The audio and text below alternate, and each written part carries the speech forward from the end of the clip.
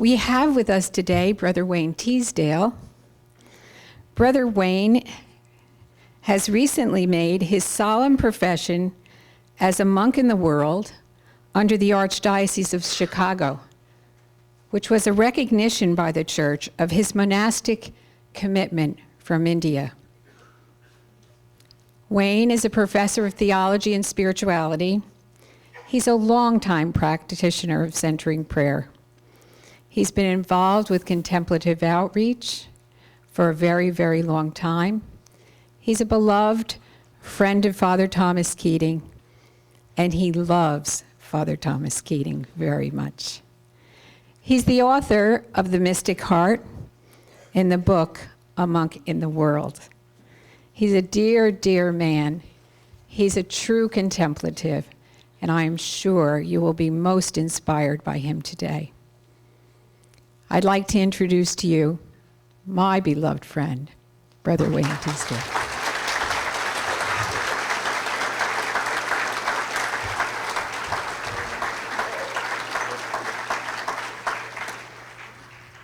Good morning, everyone. I wanted to start with just to give a kind of encapsulation of our appreciation of Thomas Keating. I think probably none of us would be here today if not for him. Every day, of course, I first met him when I was a sophomore in college, and just his walking in, I saw him in the Abbey Church first at Spencer. Just his walking into the church, to me, was a homily, because one can see the depth of awareness and love and humility in him. And I've always realized, as you do, that he is one of the great gifts to the world in our time today. He really is. He's a treasure beyond, and it's not possible to exaggerate when it comes to Thomas Keating. It really isn't. He protests it, but it really isn't. And what I have realized all these years that I've known him is that there is the presence of divine love.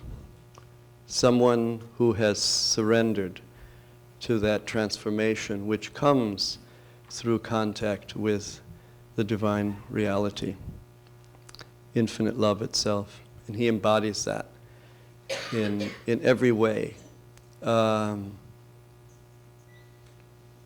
We have so much that he has given us, and so it's in that spirit that I'm with you today. I wanted to begin this little discourse on finding peace at the center, or inner, real, true security in an age of uncertainty, with 3 vignettes that happened one happened a while ago, and 2 just in the past couple of days, which contrast the reality of our lives today. One concerns Rami Shapiro. I don't know if you know Rabbi Rami Shapiro. He's quite a contemplative and one of the early members of the Snowmass Conference, Thomas Keating's interreligious dialogue group. Rami is very gifted and as a Jewish mystic and an interspiritual figure, and is a musician and quite a humorist. He's a great comedian, really. But he was at this Inner Directions conference, which is a Hindu group, Advaitin group, non-duality. They teach the tradition of non-duality, pure unity, in La Jolla, not too far from here. And it was right at the start of the war, the Iraq War. And there was a Palestinian student at this conference. And he was very, very agitated. And he came up to Rami and he said, I really need to talk to you. Is it possible? Can I talk to you? And he said, sure. And so then the student said to him, he kind of exploded in this emotion of disturbance, turbulence. And he said, I really don't know what to do with what America has just started in Iraq. He says, I don't know if I should strap bombs on myself and go to Iraq and blow up Americans or what. And Rami said something that really was inspired by the Holy Spirit. And I think it expresses the depth of contemplative wisdom. He said to him, rather than strap bombs on yourself and blow up Americans, why don't you surrender to love? Why don't you surrender to love? And that's one instance. The second instance was yesterday. I was going to the airport in Chicago, and the cabbie was an Arab, Jordanian, Palestinian, and very nice man, and we had quite a dialogue on the way to the airport. And he loves America, he loves Americans, he's an American citizen, but he hates the American government, hates it with a passion.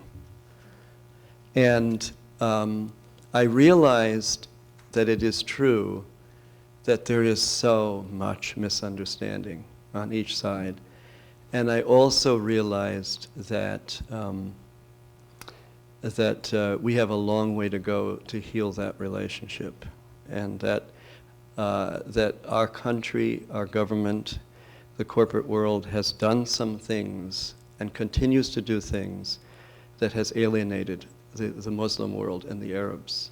That we need a radical openness to dialogue and healing with these people. And so there was the contrast, the contemporary situation, the chief source of anxiety for all of us, this relationship that we cannot ignore. The third example, I was on a bus, it was yesterday, I was coming back from a first class, and this concerns contemplative presence beyond words. And I sat down on the bus, and was it just there, within 30 seconds, this little African-American baby, 16 months, just turned around and started to look at me.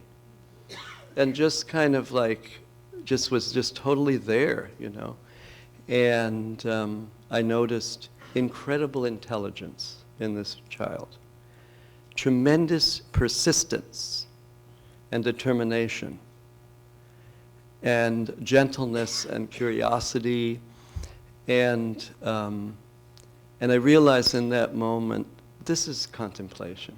This is a contemplation. This was a moment of communion. It was a moment of I, thou, And I realized the divine is looking at me in that little baby's face. It was a tremendous gift. And I realized that is the now of contemplation. That everything has that capacity, every moment has that capacity to reveal that possibility of communion. Even all these areas of anxiety in our life, particularly the threat of our very existence, which seems to be one of the things that we have to live with in this moment. Deepak Chopra mentioned at some conference that his son I think he's a TV journalist, has some sort of contact with Al-Qaeda and is carrying on a dialogue. And I'm thinking more and more we've got to find ways to create avenues of dialogue. And so I put it to you in your lives, balancing your awareness that has come to you through the gift of contemplation and centering prayer and the mystical life, to keep ever before you this challenge of dialogue, finding ways to bring people together, because I think it can happen. It's a miracle. So today we are faced with these uncertainties, and the first one, of course, is so graphic, the problem of terrorism itself. And it has affected all of our lives. I mean, not just at the airport. Anywhere we go, it affects us. And then there is this tremendous uncertainty with the economy. More than 4 million people have lost their jobs since the current administration came into power.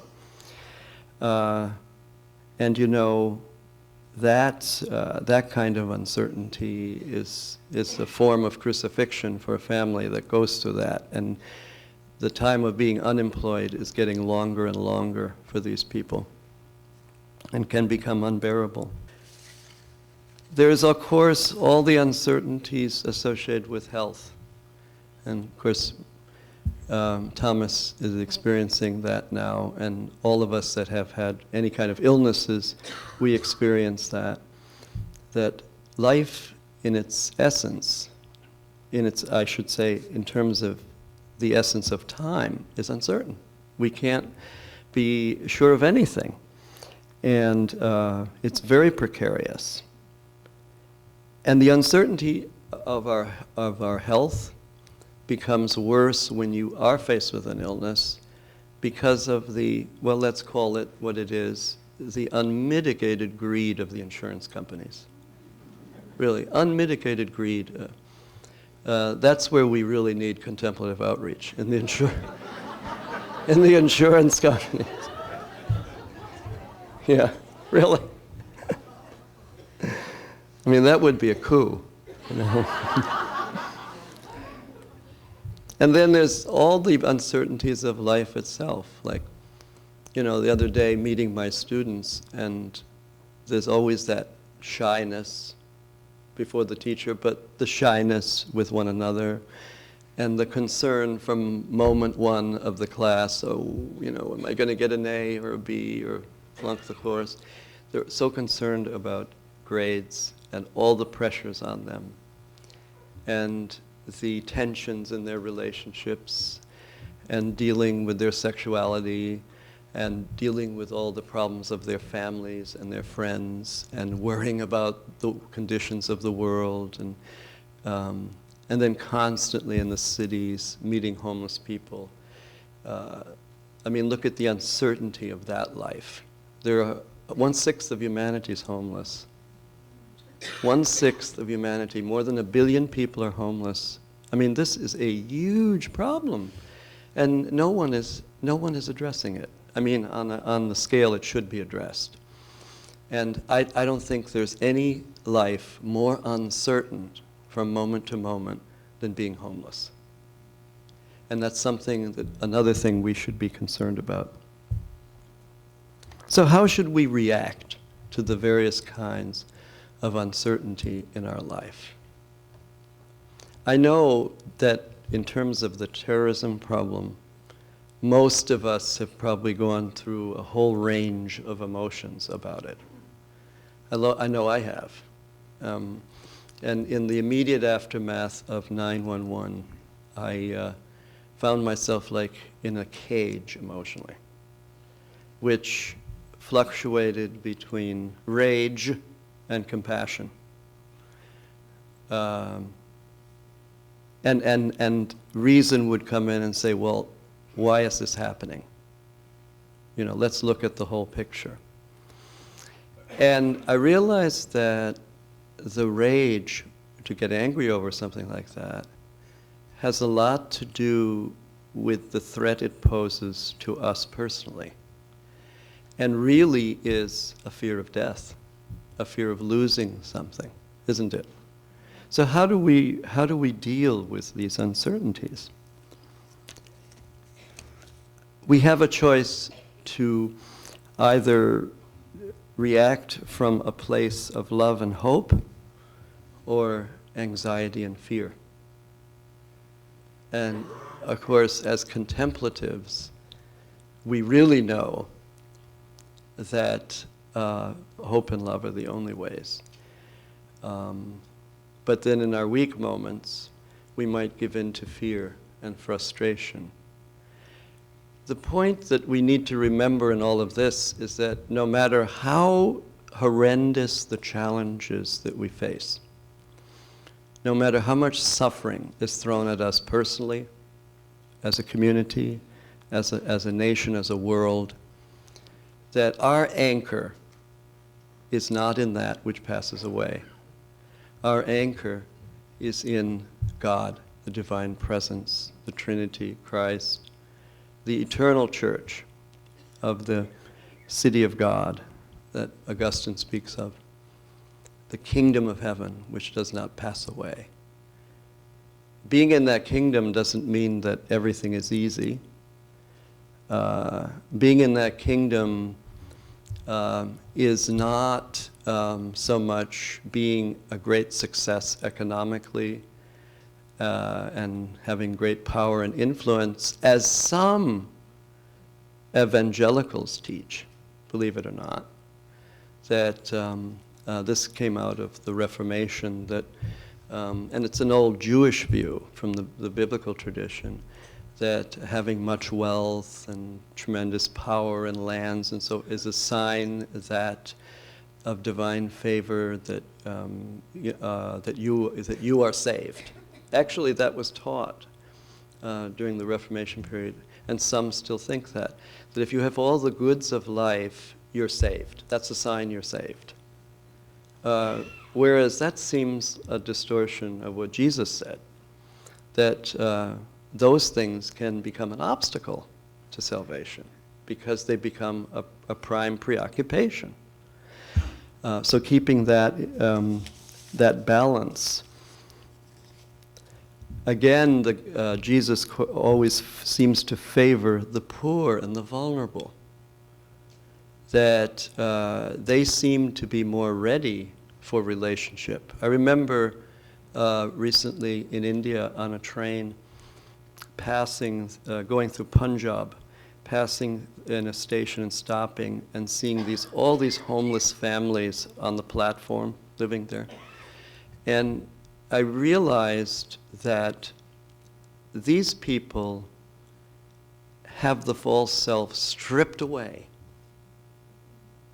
because they don't have the luxury that we have of security economically and a nice home environment and wonderful supportive friends. They have to face the moment-to-moment problem of vulnerability to the elements and not having enough to eat. And I realized that in some way they are fortunate because their transformation is almost given to them. And I notice a tremendous serenity and love in these people, and they have nothing. And then some people who have everything in quotation marks, and they don't have sufficient self-knowledge. They're not particularly contemplative. They haven't had that grace. And they protect their image of themselves. They protect their false self by the people that surround them. And those people will never question their image of themselves, will never question the false self system that's at work in their life. Those people are most unfortunate because they have succumbed to that illusion of the false self. The more grounded we are in the contemplative experience, the contemplative process, the mystical life, the more will we be receptive to that hope and that love that comes from that eternal source of the divine's reality. Our anchor is contemplation. Our anchor is our practice of centering prayer and of all that that involves. And that in centering prayer, we are invited to be immersed in the divine presence, to luxuriate in it. All of us are mystics. That is the reason for our existence. In a very real sense, we've been baptized into existence. Existence itself is the first baptism. But it is a baptism that expresses God's intention for us. That's the first baptism. I mean, that's the baptism that makes everything possible. And then the second baptism, the formal, sacramental initiation into life with God, can follow. But the first one, of being born itself, is a real baptism and means a summons to intimacy with God, the great gift of intimacy with God, the great gift of being a friend of this fullness of love itself, to be part of that communion in all that it entails.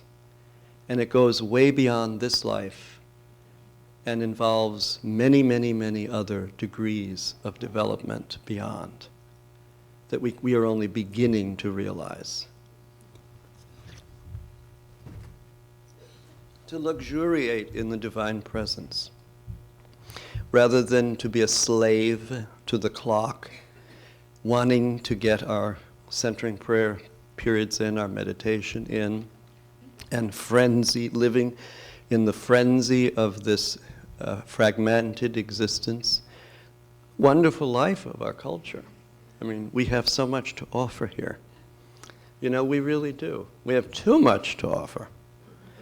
Our nation, our society has become addicts, newsaholics, sportsaholics. I remember a friend of mine who's a journalist is just totally, completely, utterly obsessed with baseball. And goes to a game every other day in the summer. And in off season, you know, he keeps very meticulous notes and records on all the players and all the teams and so forth and so on. So I said to him, you know, Jim, if you put just 10% of the time that you put into sports, you put into your spiritual life, you'd be a saint.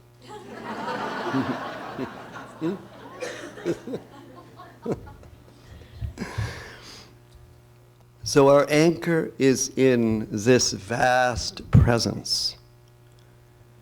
And this presence is many things. It has many, many qualities. But presence is the one form of communication of God's being to us that is so dramatic, that is one of the most important points that the biblical tradition has communicated to us about God. It is this mysterious presence. But this presence has an infinite number of attributes, an infinite number. Can conceive that.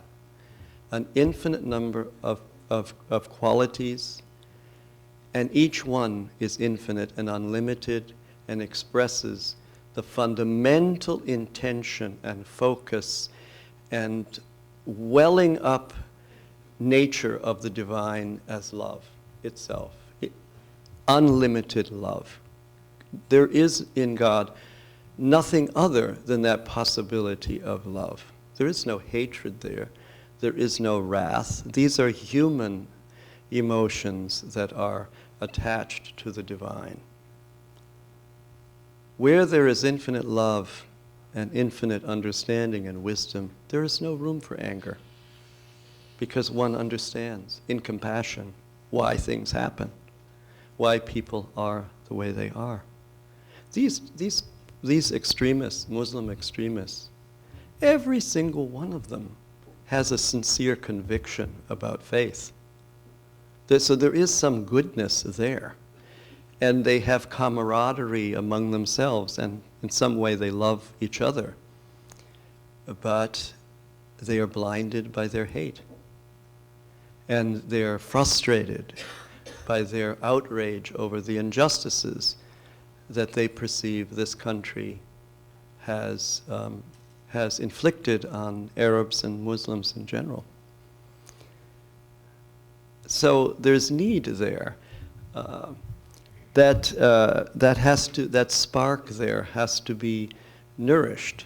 You know, Rumi said of the extremists of Islam has always had extremists from the very beginning. And Rumi, the great mystic poet, said of the extremists in his day of the 13th century that they are all fire and no light. They are all husk and no kernel. It's all external, because it has to reach down to the guts of being to bring transformation and spiritual maturity. And that's what happens in contemplation. That's what happens in the mystical process. That's where centering prayer leads us. A confrontation with the guts of being. And that's the absolute necessity of transformation and the setting aside of the false self system, the egoic consciousness that wants so to dominate our life and distract us from that plunge into the ocean of being where we can luxuriate in the divine presence. God is also light. This presence is also light. Infinitely infinite light. And I want to tell you, this is literally true. It's not a metaphor. That God is light is not a metaphor. It's true. There's a wonderful book by a physicist, mathematician, Peter Russell. Do you know this name? He wrote Global Brain. He has a book called From Science to God. Now, here's a person who's a great meditator also. He was a protege of Stephen Hawking at Cambridge and did a doctorate in mathematics and physics, and then went to London, University of London, and did a doctorate in psychology with the focus on perception, the psychology of perception. And that gave him very deep insights into the nature of consciousness. Then he joined Maharishi Mahesh Yogi, learned TM, and spent long periods of time in India really working on meditation, 7-8 hours a day of meditation. And this awakened him to the realization of the primacy of consciousness, that consciousness, awareness, it all comes from that. It doesn't come from the material universe. Reality comes from, that spirit is consciousness. And he has this book, From Science to God, and it's a very profound book because he points out that light is not a physical property. It is not a physical principle. It is a transcendental principle. That it is not simply a fundamental factor in every interaction in the universe, which it is, but it transcends the universe. And that light is ultimately God. Light is ultimately infinite consciousness. So God is light, and you can have these moments in the contemplative experience, or if you're praying or something, where you feel the presence of this light. Some people see it, but more by feel, I mean you are just there. I'm sure you've all had this experience, and you just realize that there's this light. You're surrounded by a light. You may not see it. You know what I'm saying? You experience it. You experience that presence of the light. God as a radiating light, a brightness. God is very much that. And the divine is also spiration. Now, remember, there's an infinite number of these attributes. Spiration, breathing. The divine is spirit, so therefore it has no form, but it does have these qualities. And one of the qualities is this breathing, spirating reality. John of the Cross talks about that in A Living Flame of Love at the end. Experiencing the Spirit, the Divine Spirit, breathing in you and breathing you into being, breathing every moment into being. And that when, through the contemplative process, our faculties become more and more sensitive to the divine presence, become more and more transformed by it. They become more subtle and more subtly receptive and capable of receiving, sensitive enough to be aware of this. It's another faculty that gets engaged, which is able to pick up the divine in its various forms. And each of these qualities communicates God's presence, which is God's grace. Divine grace is this presence. And the divine grace can communicate the divine presence in various forms of intensity and effect. See what I'm saying? That's all part of luxuriating in the divine presence. It's not that you're looking for experiences. It's part of that awakening to the depth of communion with God in each moment, but particularly, especially more intentionally in moments of centering prayer or contemplation. So, centering prayer, the anchor of our life, the contemplative prayer that brings us to what is ultimately important,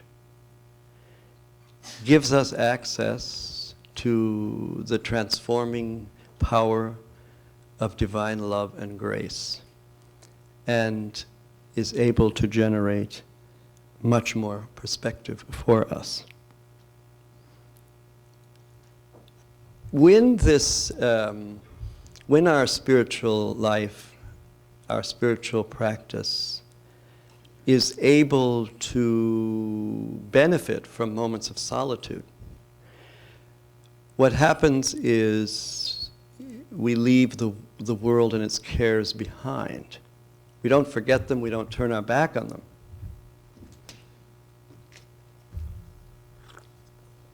We just let them go for a while. We bring the world's needs into our prayer, but we let go of all the worry so we can just be available to God in that moment. And what happens? Well, many things happen, but one thing that always happens, or should happen, is it gives us perspective. And we see how trivial so many things are that we get so caught up in our life. We realize that very little in life is worth getting upset about. 99% of what people get worked up about is useless. Useless, completely useless. Keeping everything in perspective. And so solitude brings us to that fundamental, that I-thou relationship with divine presence. And surrendering to that, and everything else kind of falls into place. All those uncertainties seem so trivial. They're not, but they do seem trivial and so remote. And we realize that what matters is to surrender to the moment of encounter with God, which is now, every moment, each now.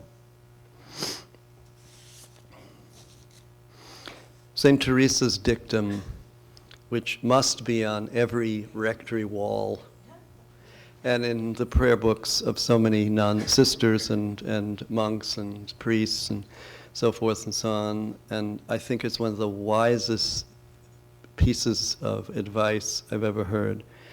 I'm quoting it from memory. Let nothing disturb you. Let nothing trouble you. For all things are passing away, and only God is changeless. Only God suffices. Isn't that true? I mean, when you realize that, but we don't act that way in our society. Everything upsets us. Can you imagine if we had to, well, some of our East Coast brothers and sisters have experienced this. I don't know if you did in New Jersey, the blackout. Did it get to you, the blackout? Yeah. So you understand how the Iraqis must feel not having electricity. I mean, it just totally complicates our life, doesn't it? Indeed, keeping things in perspective, according to the wisdom of Teresa, even our many uncertainties will pass away. There's a couple, an Indian couple, Russell and Asha Paul.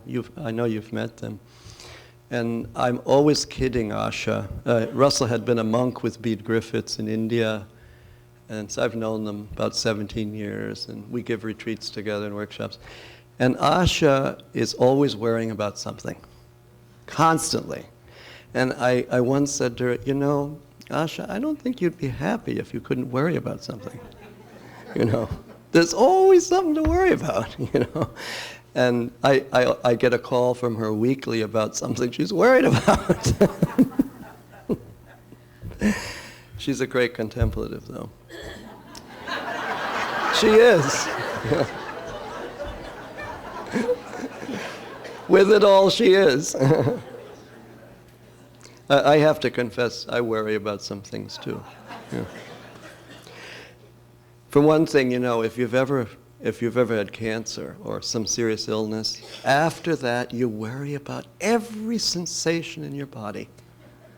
Things you wouldn't notice before, you notice everything. And you're wondering, you know, it's really conducive to being a hypochondriac. It really is. Okay.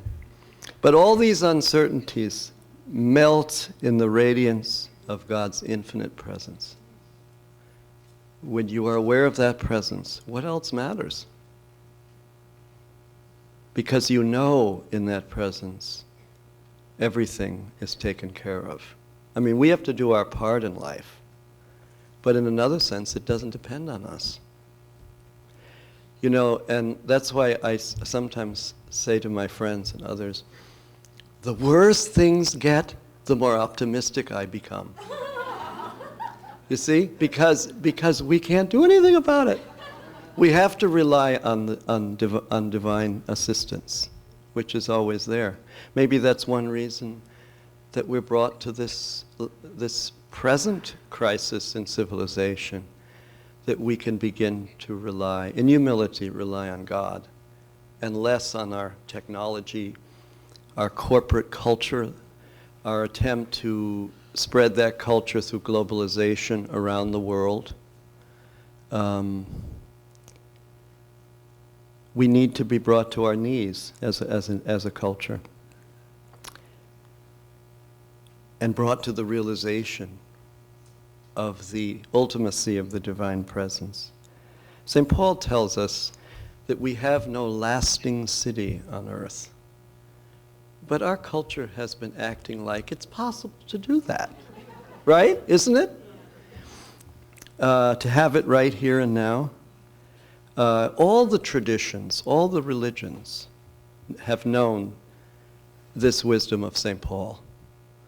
And certainly the churches have always emphasized it, and the saints have lived it. But American culture seems so unaware of it. That's why September 11th was so horrendous. Because in addition to the tragic loss of life, it was a direct attack on the basic faith in our system, which is material. This fixation we have with material comfort, which is, I mean, like you, I enjoy those comforts, particularly after you're in India for some time. And you really are longing for, a nice bed to sleep in and a hot shower, unless you're staying in a hotel there, but that's not India. It's this attachment to the material realm that was challenged in 911. There are many motives for every act. Many motives. And one can also say there are many consequences, many implications that come from every act.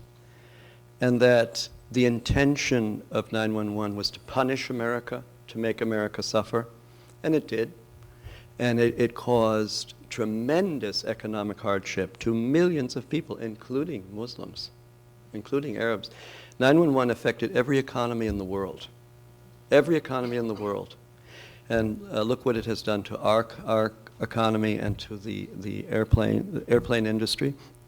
However, there are some big lessons there, which dovetail with our contemplative work. And that's to bring us to our senses about what's really important. How can we have this nice life here for most Americans? Because there's a lot that are not well off. There are 31 million poor people in this country, and probably close to 5 million homeless. They try to, give you smaller numbers, but they're pretty high. I think there's at least 150,000 in Chicago alone. And Mayor Daley there tries to say, only 8,000. No, well, 8,000 is bad enough, but it's much higher. But how can we be content? How can our country be content with having this wonderful high level of material well-being when 2/3 of humanity lives in destitution? You know what I'm saying? It kind of calls into question our complacency and indifference to the sufferings of others. It's really a knock at the door from the gospel to bring us to a realization.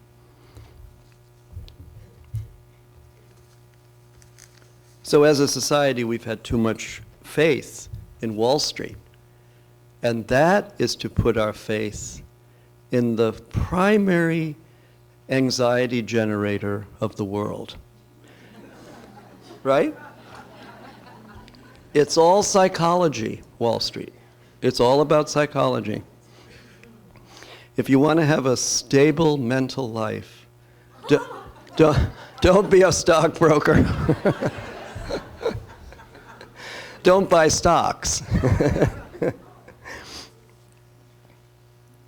Because as a society, we've put our faith in Wall Street only to learn so dramatically how pointless that faith ultimately is. It really is. There's no stability in it, no depth. It will not bring our transformation. It certainly will not give us peace. So our inner security, our peace must come from another quarter, which we all know. From that plunge into the divine itself. The security there is absolute. The peace beyond comprehension. In its depth, subtlety, ultimacy, urgency, transformative potential. This is the peace that Augustine calls the tranquility of order, which he develops in that monumental work of his, The City of God. And interestingly enough, in The City of God, in that wonderful work, he's a great mystic. He says that the two cities, the city of God and the city of the false self, you could say, he doesn't use that term, they mix in this life together. See what I'm saying? It's both cities are within our midst, and people make a choice. But the city of the false self, if we can use it that way, the false self system, that order that seems to rule the world, that order can only bring unhappiness to the world and to one another because it's predicated on such selfishness, a lack of understanding, a lack of rootedness in the divine presence. It is incapable of genuine love and only generates disorder, injustice, conflict, and misery. But that peace that is the tranquility of order is the inherent harmony of the kingdom of heaven.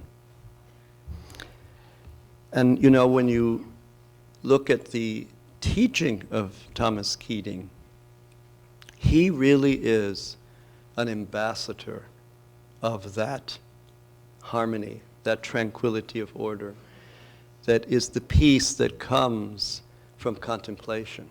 Because the peace of contemplation, which is the result of the immersion in the divine truth and reality, the experience of being loved by God constantly through the various graces that God gives us in that process, that peace is what Thomas Keating is all about. That's the peace that contemplative outreach is spreading. Gail and Carl and Marie and Justin, all of you, all of us, are part of spreading that peace. In terms of that peace and the outer world, the impact on the world, the whole mystery of the connection between contemplation and action, or having the mystical grace, being mystics, being fully awake people, and the demands of charity, the demands of love in the world, can best be seen in contemplation as a resource for transformation of the world. That contemplation, the spiritual journey, the mystical life, and that wonderful practice of centering prayer and other forms of meditation, that is the greatest resource we have to change the world. By allowing, surrendering to the transformation in ourselves. I'm absolutely certain of that. And I think all of you are, and Thomas is, I know. Jesus tells us that this kingdom is here in our midst. But what does that mean? You know, scripture scholars debate that often. It means it is that ultimate state of harmony that comes from love itself in its perfection in God. That harmony, that perfection in God himself, herself, itself, their self, however you want to describe that. You know, in India, God is mother as well as father. God is mother. And when you see how careful God is about everything, that is the care of a mother, isn't it? Julian of Norwich says God is mothering us all the time. And she speaks of Mother Jesus. It's very interesting, isn't it? And again, Thomas is a great teacher of that love. That harmony is the kingdom here and now as well as in eternity. It is the harmony of perfect charity. You know, there is a word, charity, completely misunderstood in our culture. Catholics understand it. Some other Christians understand it to a certain extent. But charity, caritas, is one of the core visions of Christianity. It's the heart of it. It's the heart of the gospel. That this is the mystery of caritas. Caritas is divine love, is agape. Is that the substance of the order of the kingdom of heaven on earth and in the divine presence itself. It is caritas. That being in the kingdom that is in our midst is being in caritas, is living divine love now. Living divine love now, being motivated by it, being inspired by it. That being the fundamental option that Rahner speaks of, the fundamental option that we make in our life to be for God and to be for others. Caritas. I'll have more to say about that this afternoon. It is the deepest reality of the Christian tradition. And I believe the more I learn of the other traditions, they use different words, but that same insight, that same value, that same commitment is there. Certainly the Sufis, who are the Muslims who are completely awake, it's all about love. It's all about love. They are indistinguishable from Christian mystics.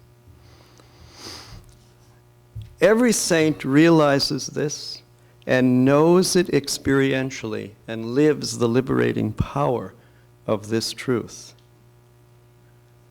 So therefore, there really is only one security. That is the divine itself. All other things are secondary. And only one source of well-being and health and ultimate happiness, union with God, which is the heart of our practice. Everything else is secondary.